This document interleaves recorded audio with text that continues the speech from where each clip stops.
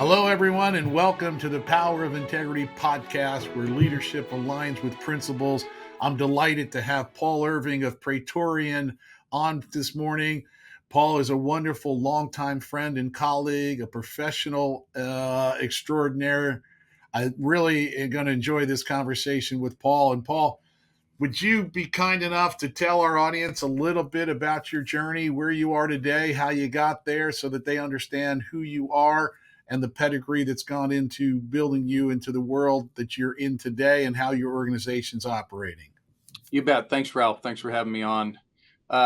So first and foremost, Praetorian Advisors is we're a CPA firm, but if you look at our tagline, it's family office and tax services. So we are through a CPA firm first and foremost, and we have a real focus on successful families and the entities, which could be corporate trusts, LLCs. That those individuals own or beneficiaries of or trustees of, what have you. So I started my career a long time ago with PriceWaterhouse. Everybody called it Price PwC now. I started when it was still the Big Eight.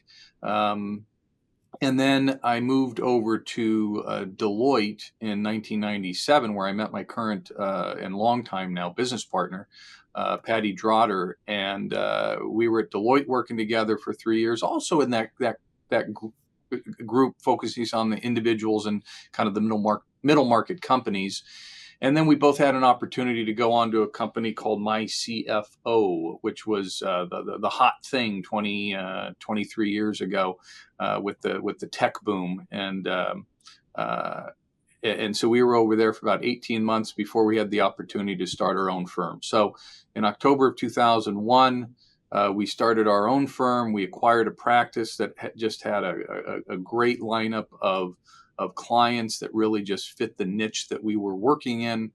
With the wealthy individuals, we had a lot of folks from the tech world that had made a good amount of money, and here we are 23 years later, trying to provide not only the tax compliance, the tax planning, but with our experience, having a broad enough experience in a lot of the other areas. So we really take kind of this holistic approach. We're not so zeroed in on just income taxes. We advise, but we don't have licenses and anything else. We have to be careful our level of advisement, but maybe on the estate side, bringing up with somebody, hey, you have some estate tax exposure. What have you done? Talk to them about their goals, things that they might consider doing. And then, but we got to work with the estate planning attorney.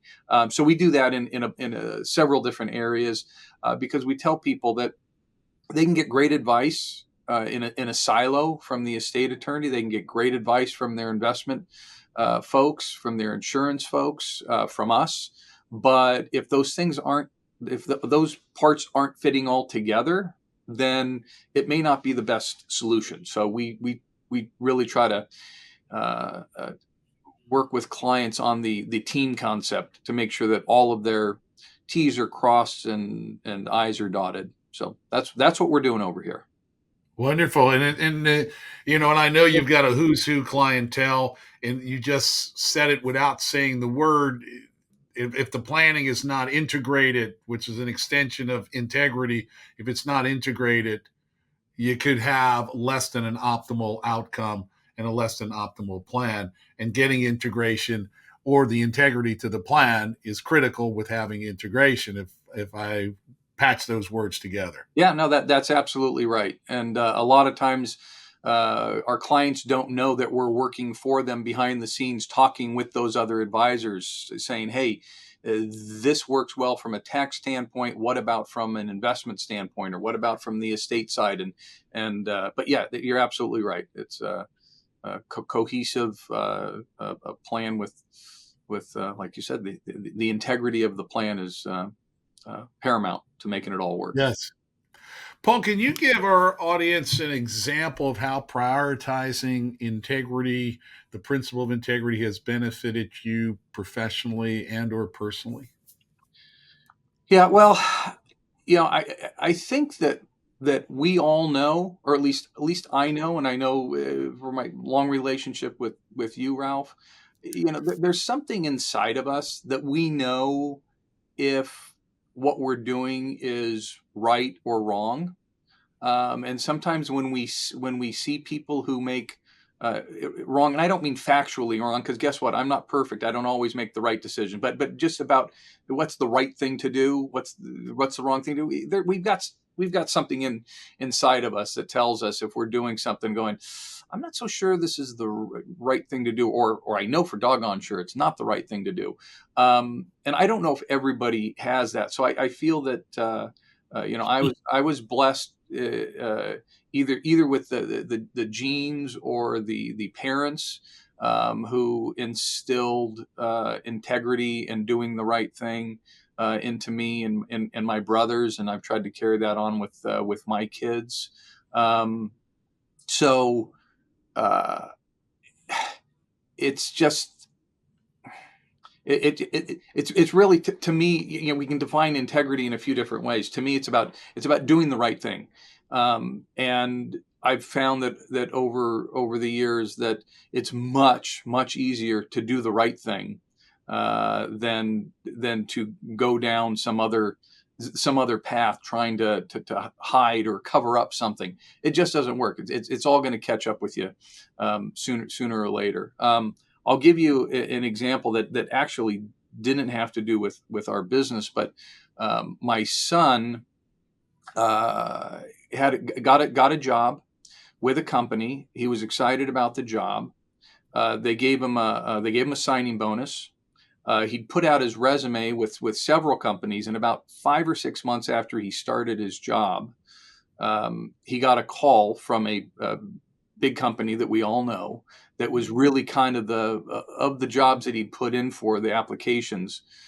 This is the one that he really wanted, but they hadn't responded to him. Well, 6 months after he started this other job, this other company comes calling. Now, the funny thing is, the company he was working for was actually providing services to this company. So he's saying, "This is kind of an awkward thing. What do I do? I really want this other job, but I like what I'm doing right now, but this is an opportunity that I don't think I can pass up." And I told him, I said, well, what I would do when you go in and tell them, because you want this to be as smooth as possible. You don't want them to be upset that you came in, you got your signing bonus, you're leaving 6 months later. So I said, what I would do is when you go in and tell them is say, uh, you know, offer to pay back your signing bonus. I said, that's the right thing to do. You shouldn't get that for only being there for that short period of time. He said, okay. So he went in, he did his thing, and then at his exit interview, the company hadn't said anything to him about his signing bonus. And at the end of it, he's kind of finishing the exit interview, and he tells his boss, he says, "What do we do about the signing bonus? You guys gave me this money, and I haven't been around to earn it." And his manager said, "Oh, we hadn't thought about that. Let me get back with you." Called him up later that day and said, normally we'd make you pay that back, but because you were so honest about it, don't worry about it, just keep it. And and so I told him, I said, you know what? You never regret doing the right thing. And in this case, he wasn't offering to pay it back with the idea that he was going to get to keep it, but it worked out that way. And he said, yeah, you're right. So that's a long answer. No, No, it's a perfect answer. What a wonderful lesson, because many of our folks in our audience and listening group are young and could potentially be confronted with a similar situation, and it's a perfect stark example of doing the right thing, and seeing how the universe conspires to come back and collaborates with a positive outcome, reaffirming that doing the right thing tends to work out. It does. Yeah. If not in the short run, for sure, in the mid and long run is what I've found. Yeah. Absolutely Yeah. agree. Now, at Praetorian Advisors, Paul, you have a number of on your staff. How does the principle of integrity impact your style of leadership, you think, and the relationship you build with staff? Well, we've always said here that I mean, we have talented people who work with us here at the office. But I've always, even when I didn't own the firm, I'm going back 30 years. I was at a firm, actually, I didn't say, between Price Waterhouse and Deloitte. And I remember that there was an interview with somebody and everybody liked him. And I said, yeah, I'm not feeling it. Um, and and they went ahead and hired him anyway. But and it didn't work out. But we're really, really big. We have to have talented people to do the work, highly complex work that we do. But first and foremost, I look at and say chemistry. Do we have like-minded people? We have to bring on like-minded people, who not that have to think just like us, but they do have to have integrity. They have to be about doing the right thing, not cutting the corners, um, and so it's paramount to a happy office life. I think that people here enjoy coming to the office. We worked through COVID, maybe a little bit more remote work, but I always say that we're better together at the office than away. And if away from the office, if we didn't have people who were like-minded in terms of just the mindset of doing things the right way, then you get some fractures in there. And so from a leadership perspective, I guess it's wanting to have people who, from an integrity perspective, are on the same plane with us, and it's worked well. Uh, we have had very, very little turnover over the years. And like a chain, the staff is linked together, and you're only as strong as your weakest link. You got it. Yeah, for sure, for sure. So, where or how do you feel integrity plays a role in your client loyalty and client retentions for those that are focusing on their business and building their business and retaining their clients and customers? How does integrity play a role, you think, with your clients? I think it's huge. And if we look at our client base, we say we like our clients, and there's a reason for it, because I think we have clients who, let's say, we've avoided situations in the past where having a first meeting with some people and said, I don't get a good feeling about this. I'm not so sure that they're not looking to these folks aren't just looking to take advantage of absolutely everything they can, kind of throw caution to the wind as it relates to taxes, or so many people wanting to get out of California and saying, well, I'm here 8 months a year, 8 months of the year, but I'm a resident of someplace else. And so we've had people who, we have chosen not to work with. We just say this doesn't feel right. We talked a little bit about the gut earlier, but as far as the clients that we do have, um, it's been huge, because I'll tell you, I mentioned earlier that none of us are perfect, and we all make mistakes. And I've had conversations, and they don't start off as real comfortable conversations where we've made a mistake, and I go back and I look at it, and sometimes the client's not even aware of it. And I go back to them, I say, hey, I got news for you. We made an error here, and we've got to go back and fix it. And by telling them straight up, not making excuses, but by being upfront about it, saying, hey, I screwed up. Either I know the reason why I screwed up, or I don't know the reason. It's just something that happened, but we'll make sure it doesn't happen again. It can be disarming, right? And I think that our clients, and we hope that doesn't happen often, but it has happened, that the clients kind of, there's always a risk that, oh, am I going to lose this client over this mistake? Because there are a lot of folks in today's society who are always looking for, if something goes wrong, then it has to be somebody's fault, and somebody's going to pay the price for that, right? Everybody's looking to point fingers, and I shouldn't say everybody. A lot of people are looking to point fingers, and I found that by being upfront with clients, and again, I mentioned earlier, kind of that team approach. Okay, well, team and family, we don't always make the right moves, or we can make a mistake on things. But getting out in front of it, telling them, fessing up to it, and saying, "I screwed up, but I'm going to do everything that I can to make this right for you." Like I said, it's disarming, and I think that our clients appreciate that. And it just helps with the overall relationship. You mentioned earlier that this, you didn't use these terms, but basically marathon, not a sprint, right? The mid to long term importance. We're not in a transactional business. We're not looking to close deals. So this is a long term deal that we've got going on here. So being upfront about things, having clients who respect what we do, we respect what they do, and working together has gone a long way to having a really, really solid client base. Yes, and realizing the term shared journey and shared future with your client. It is not a transaction with most, especially professional services. It's a ongoing, long-term investment on both sides to stay engaged. And I came across a saying: there's little that can't be accomplished with mutual respect and trust between a client and a professional advisor. If they have that mutual respect and trust, there's little they can accomplish together. No, that's a good one. Yeah, real powerful.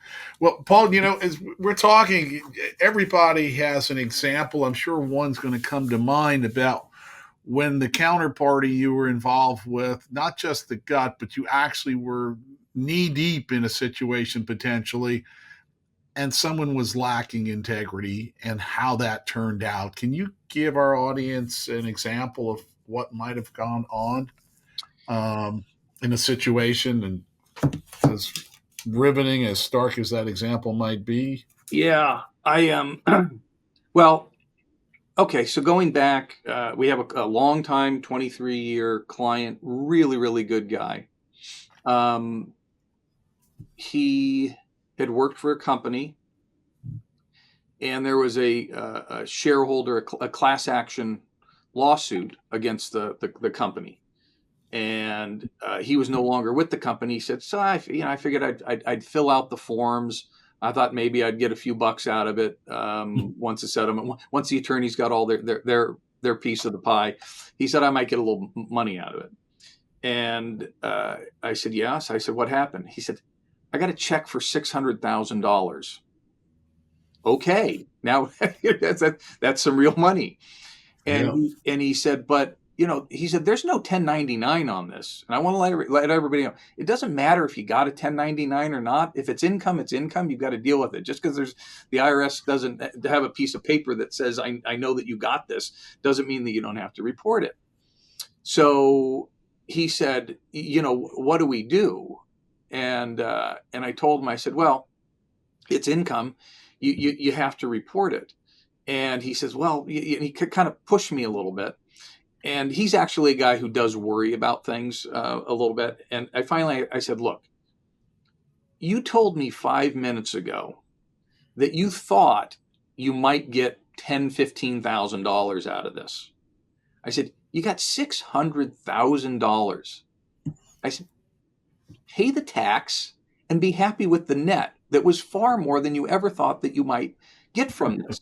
And I said, "Plus, the other thing is, I know you, and I know that you're not going to be able to sleep knowing that this hasn't been reported. So, sleep well. Let's pay the tax, and move forward, and count the pennies from heaven that just dropped upon you." Now, and he agreed. He said, "You're right. Let's do that." What I didn't tell him was, because I didn't have to. I wanted to get him exactly to where I got him. What I didn't tell him was, "I'm not signing your tax return because I know that you have this going on, right? So if you want to dig your heels in the ground, find somebody else to do this, because I'm not going to do it." So yeah, he kind of. And he's an inquisitive guy. Like I said, he's actually a very, very good guy. But he's kind of like, "Well, wait a minute, but we don't have a 1099. And I got him to that point. I said, "No, let's do this the right way. Yes, it's doing the right thing even when someone's not looking. Yeah. Yeah, that's really critical, important. We're rounding the corner here, coming to the close of our show together and our time together, Paul. Folks who want to get in touch with you, what's the best way for them to do that? Social media, email, what can you, how would you direct them to get in touch with you? Well, if they try social media, they will strike out because I'm not a social media guy. I keep plenty busy taking care of our clients and managing people in the firm here. So probably the best thing, we do have a website. It's not easy. It's Praetorian ADV for advisors.com. That's PraetorianADV.com. And if you don't get that, you can just do a Google search for the Praetorian Guard. They were the ancient bodyguard or elite bodyguards of the ancient Roman emperors. And if you've seen the Gladiator movies, I think the Praetorian Guard was involved. Known as a ruthless bunch of guys for historical purposes, but we chose in naming the firm to go with the softer side of associated with trust, power, and protection. That's the Praetorian Advisors. But probably going on there. We have some contact information on there, Ralph. I was hoping you were going to give context to the name Praetorian because it's not, well popularized in today's day and age. And thank you for sharing that because that's always refreshing to hear why you chose that name and its origin and backdrop to it. So, well, we've had a wonderful conversation with Paul Irving of Praetorian Advisors. Paul, you're a real stand-up guy. You and I know each other a couple decades now, and it's been a delight to be on the journey with you. You embody the principle of integrity every day, and I'm real proud to have you as my friend and professional colleague. Likewise, Ralph, and I appreciate you having me on.